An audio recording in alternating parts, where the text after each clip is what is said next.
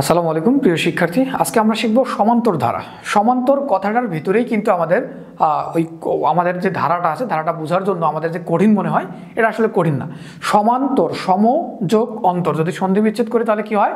সম যোগ অন্তর অর্থাৎ সমান্তর।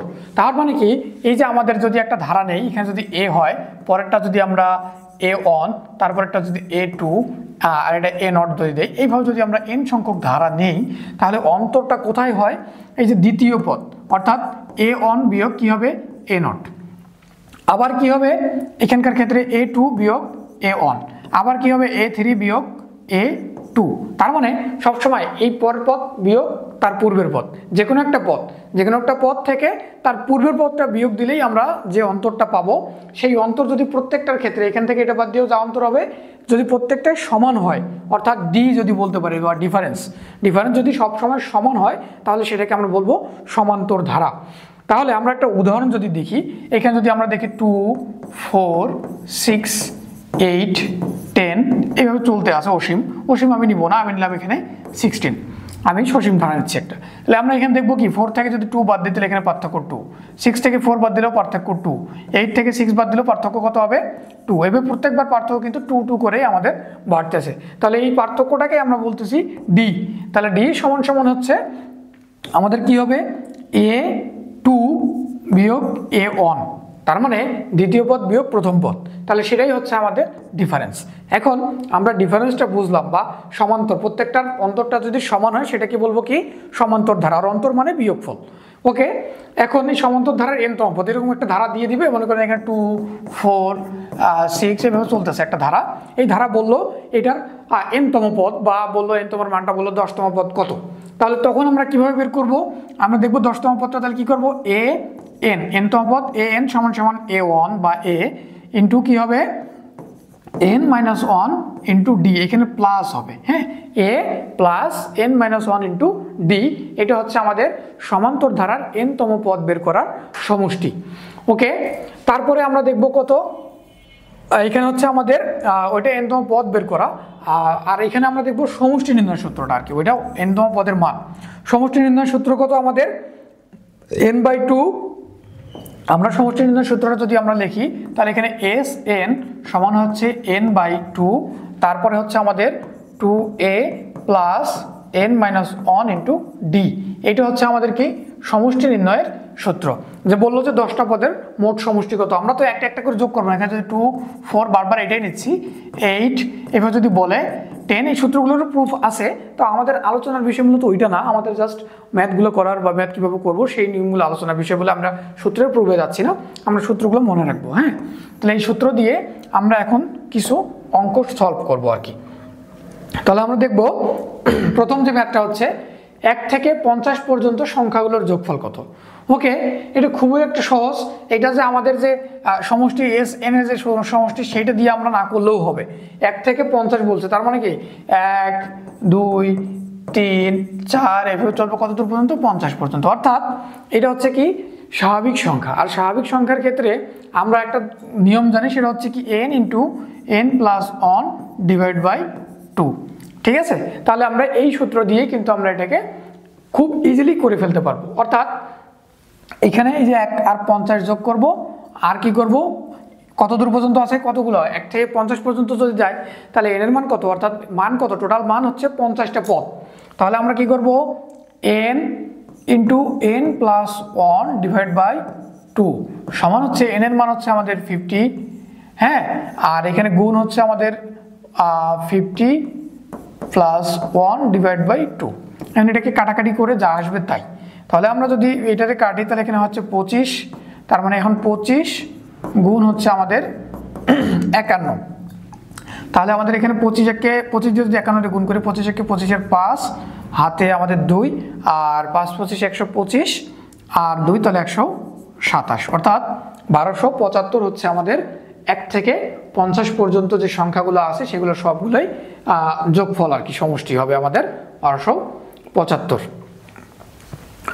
আমরা যদি আরো দেখি এখানে, আর এরপরে আরো যদি দেখি, আমাদের কি করব? এখানে 1 থেকে 100 পর্যন্ত সংখ্যাগুলোর যোগফল কত, এবার 1 থেকে 100 পর্যন্ত যাচ্ছে, তাহলে 1 থেকে 100 পর্যন্তর ক্ষেত্রে যে নিয়মটা একই নিয়ম, তাহলে আমরা কি করব এখানে n into n plus 1 divide by 2, তাহলে আমরা কি করব n দিয়ে, n কত 100, কারণ 100টা সংখ্যা আছে, আর এখানে 100 n এর মান যোগ 1 ভাগ দিব 2 দিয়ে, তাহলে এবার কত 2 দিয়ে যদি কাটি এখানে হচ্ছে 50 আর গুণ হচ্ছে 101, তাহলে আমরা 5 দিয়ে যদি একটা শূন্য তো আগে দিবই, আর 5 দিয়ে যদি গুণ করি 5 একে 5, 5 শূন্য শূন্য, 5 একে 5, অর্থাৎ 50 বা 5050। আমরা যদি এরপরে আরও কিছু উদাহরণ দেখি তাহলে দেখব কি 1 2 3 এভাবে n পর্যন্ত চলছে, এতটি পদের যোগফল। আচ্ছা, এতটি পদের যোগফল বলছে 15 হলে n তম পদ কত? তাহলে আমাদের এখানে যোগফল বলছে, অর্থাৎ sn সমান কত আমাদের দেখতে পাচ্ছি আমরা 15। এটাকে আমরা কিন্তু মুখে মুখেও করতে পারবো, যেহেতু যোগফলটা খুব কম, তাহলে আমরা মুখে মুখে কিভাবে, আমি আগে মুখে মুখেই বলি। যেমন এখানে আমরা দেখতে পাচ্ছি কি অনেকগুলো পদের যোগফল, তাহলে কতক্ষণ যোগ করে 15 হবে? ততগুলো পদ। তাহলে আমরা কি করব 1 2 যোগ করে 3, 3 এর সাথে 3 যোগ করলে হবে 6, 6 এর সাথে এখানে 4, 4 এর সাথে 6 যোগ করলে 10, 10 এর সাথে এখানে 5, 5 যোগ করলে হবে আমাদের 15। এই যে আমরা 15 পেয়ে যাচ্ছি। তাহলে কটা পদ? 1 2 3 4 5। এইভাবে মুখে মুখে, খুব ছোট যোগফলটা ছোট বলে আমরা কিন্তু মুখে মুখে বের করতে পারলাম, কিন্তু যখন সূত্রের মাধ্যমে দেওয়া থাকবে তখন আমরা কি করব? তখন তো আর এত সহজে করতে পারবো না। তাহলে কি করব? আবার এটা কি স্বাভাবিক সংখ্যা, তাহলে স্বাভাবিক সংখ্যার যোগফলের যে সূত্র আমরা জানি কি n into n plus 1 divide by 2, এটা হচ্ছে sn সমান সমান, অর্থাৎ এই যে সমষ্টি বলছে 15, তার মানে এটা সমান সমান আমরা কি লিখতে পারি? 15 লিখতে পারি। হ্যাঁ, আর আমাদের বলছে কি n এর মানটা বের করতে বলছে, তাহলে আমরা n এর মান বের করবো। এখানে n দিয়ে n গুণ করি, তাহলে n স্কোয়ার প্লাস n, আর এই 15 দিয়ে দিক যাতে গুণ হয়, তাহলে আমাদের এদিক হচ্ছে 30। ওকে, তাহলে এখানে হচ্ছে আমাদের n স্কোয়ার প্লাস n, আর এখানে হচ্ছে আমাদের মাইনাস 30। ওকে, এখন এটাকে আমরা মিডল টার্ম ফ্যাক্টর করবো, অর্থাৎ উৎপাদক বিশ্লেষণ করে বের করবো। তাহলে এখানে n স্কোয়ার 5 6 30 করতে পারি, তাহলে এখানে 6n মাইনাস 5n মাইনাস 30। এই উৎপাদক বিশ্লেষণ অনেকে বুঝতে পারবে না, যারা বুঝবে না তারা আমাদের উৎপাদক বিশ্লেষণের উপর ভিডিও দেওয়া আছে, ওগুলো দেখে আসবেন একটু, একটু আমাদের চ্যানেলে গেলেই পাবেন। তাহলে আমরা এখানে দেখবো, এখানে n কমন নেব, তাহলে কি হবে n প্লাস 6, আর এখানে যদি 5 কমন নেই তাহলে এখানে n প্লাস 6 মাইনাস 5 কমন নিচ্ছি, তাহলে আমরা কি পাচ্ছি n প্লাস 6 ইন্টু এখানে থাকতেছে আমাদের n মাইনাস 5, এতটুকু। এখন আমাদের কিন্তু দুইটা উত্তর হয়ে যাচ্ছে, তাই না? একটা 5, একটা আসতেছে 6, তাহলে এখানে কোনটা নেব? আমাদের দেখবো n এদিকে কিন্তু 0 ছিল, সবগুলোতে এদিকে কি ছিল? 0 ছিল। হ্যাঁ, তাহলে যেহেতু দুইটা জিনিস গুণ আকারে 0, তাহলে আমরা প্রত্যেকটাকে আলাদা আলাদা 0 লিখতে পারি। তাহলে n প্লাস 6 ইকুয়াল 0, তাহলে n প্লাস 6 ইকুয়াল 0 হলে n ইকুয়াল কি হবে? মাইনাস 6। আবার আরেকটা কি আছে? n মাইনাস 5 ইকুয়াল হচ্ছে আমাদের 0, অর্থাৎ n ইকুয়াল হবে 5। এখন আমাদের কি n কি বলুন তো? n হচ্ছে আমাদের পদ সংখ্যা। তাহলে আমাদের এই পদ সংখ্যা কখনো কি ঋণাত্মক হতে পারে? পদ সংখ্যা সবসময় ধনাত্মক, 5টা 10টা 6টা হবে। পদ সংখ্যা কখনো কি মাইনাস হয় নাকি? মাইনাস 5 হয়, কখনো পদ সংখ্যা হয় না।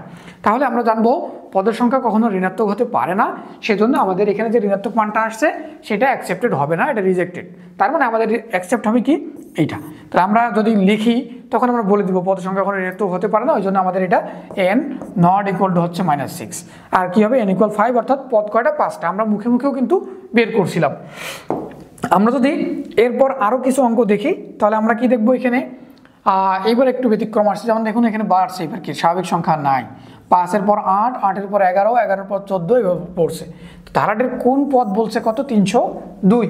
তাহলে আমরা এখানে দেখতে পাচ্ছি এই যে কোন পদ 302, কোন পদ মানে কি n তম পদ, কি এটা? n তম পদ। সূত্র কি? a n সমান হচ্ছে a plus n minus 1 into d. Okay, তাহলে এই কোন পদ বলছে 302, তার মানে কি a n সমান সমান কত? 302। আর আমাদের কি কি আছে? প্রথম পদ, এই যে এখানকার a হচ্ছে প্রথম পদ, তাহলে a যদি প্রথম পদ কত? আমাদের এখানে 5, ঠিক আছে। আর আমাদের কি লাগবে? এখানে সূত্র অনুযায়ী আমাদের কি লাগবে? কোন পদ বলছে n বের করতে হবে, আমরা n কে ফাইন্ড আউট করব, ঠিক আছে। তাহলে আমাদের n টাকেই আমরা বের করব, আর আমাদের লাগবে ডি। তাহলে ডি আমরা নিয়ম শিখছিলাম কি করব? দ্বিতীয় পদ থেকে প্রথম পদ বাদ দেবো, তাহলে 8 বিয়োগ 5, ডি সমান সমান 8 বিয়োগ 5, অর্থাৎ হচ্ছে 3। তাহলে আমরা ডিরও মান পেয়ে গেছি। এখন আমরা এখানে যদি বসাই দিই তাহলে আমাদের সমাধান চলে আসবে। তাহলে an এর মান কত? 302। তারপরে হচ্ছে আমাদের এখানে a হচ্ছে আমাদের কত? 5 প্লাস n এর মান তো আমরা বের করব, তাহলে n - 1 থাকলো, আর আমাদের d এর মান হচ্ছে 3। এখন আমরা এখানে সমাধান করলেই কিন্তু আমাদের এটা হয়ে যাবে। 5 3 দিয়ে যদি গুণ দিই তাহলে 3n - 3, তাহলে এখানে হচ্ছে আমাদের 302 বিয়োগ, এখন আমরা এই 3 5 যদি বিয়োগ দিই তাহলে এখানে 2 থাকে প্লাস 3n, এই 2টা এখানে এসে বিয়োগ হয়ে যাবে। তাহলে এখানে আমরা একটু ভেঙেই লিখতেছি, হ্যাঁ, 2 সেদিক বিয়োগ হচ্ছে, এদিক থাকতেছে 3n। এবার ঘুরাই লিখি, তাহলে 3n সমান হচ্ছে আমাদের 300। 3n সমান যদি 300 হয় তাহলে n সমান কত? আমরা বলতেই পারি n সমান কত? 100। 3 দিয়ে যদি পার করে দিয়ে ভাগ দিলে কিন্তু n সমান 100 চলে আসবে। তার মানে আমাদের কি বলবো? 100তম পদটা হচ্ছে 302। এবার আসেন মুখে মুখে কিভাবে এই অঙ্কটা করা যায়।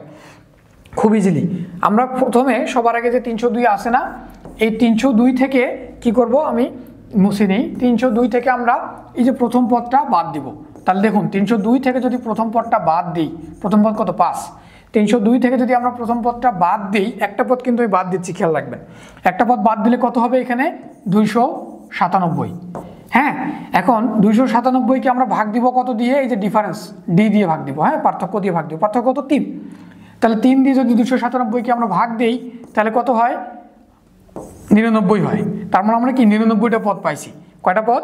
99। কিন্তু উত্তর কত ছিল? 100। এখন আসেন, এই যে প্রথমে আমরা একটা পদ বাদ দিয়েছিলাম না, 5, একটা পদ কিন্তু বাদ দিয়েছিলাম, দিয়ে এখানে বাকি পদগুলো ছিল।